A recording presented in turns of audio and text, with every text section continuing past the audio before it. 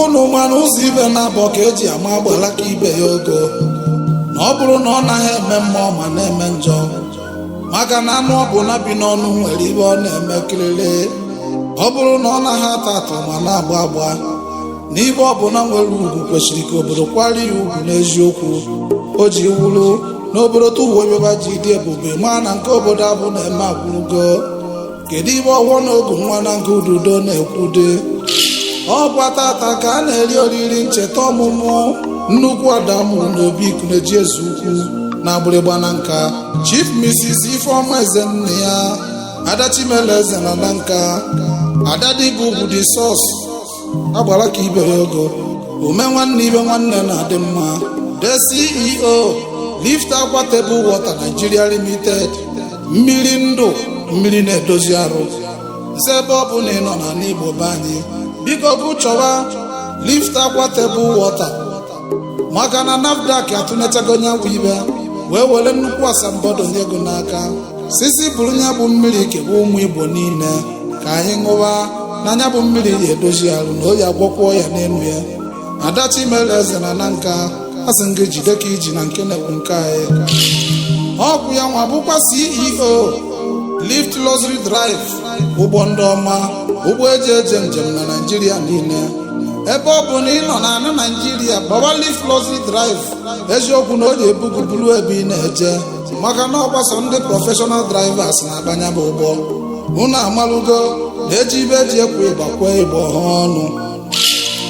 ọ bụ ya bụkwa the CEO Lift Logistics Nigeria Limited Adachimereze na Nanka ọfọ na ogu nwa na nke ududo si gị happy birthday nugo ndụ ndụ nka nka arịrịọ nna arịọ Chukwu kere ụwa n'isi gị ọkwari ogologo ndụ na arụ ike ntinye itinye mwepụ ewepụna ma ncha onye ọbụla na-achụ gị ga-enwe ada onye na-achụ ga-enwekwu ada maka na ọwụ na ogu ka iji eje ọgụ ọgbado nso n'iru ka ihe na-agala onwe gị maka na ọkwa n'iru ka oke nwee na-ama o ji awa ọmachi azụ ma bụrụ ya ọnwụ Adachimereze na Nanka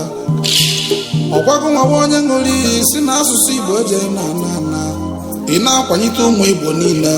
ọkwado na Amerịka ka ibi achụ ego nsaja ndị Amerịka biko na ya chekwa gụbụ nnekwu ada maka na anachekwa nwa ọkụkọ ọlacha akpana ya zibe ọma ga-emere gị na eke na oye na wụ na nkwọ na nne na nna godu na mbụba ga-ebe ọma maka na abụ onye na-edu ya ekene m ezigbo dị gị ọma ọgọ bụ Chionye High Chief Chineto eze nne ya nze eze nwa Chineto kenekwa nọchiri obi maka na ọ dị ọgbara na nne ya duwe nwere obi Mr. Somayi na Chineto eze nne ya odegbu nwa mụrụ na mma Chineto iji ebieri ogologo ndụ too karịsịa ọgbọgọ enu na anaghị echekwa agụ ele abụ ichekwa uche si ichekwa akwụ oyi adịrị gị mma ogologo ndụ na arụ ike nnukwu ada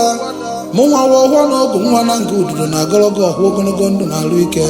maka na adị ndụ ejeri emebe mmọnwụ ma adịghị ndụ mmọnwụ ana Igbo be anyị eje ma anatawazi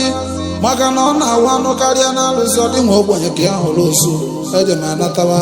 nnukwu ada nzi happy birthday na ogologo ndụ na arụ ike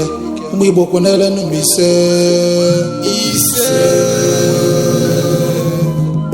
happy birthday to you Chief Mrs. Ifeoma eze nne ya Adachimereze na Nanka Adadibugwu the source. Oya dịrị gị mma.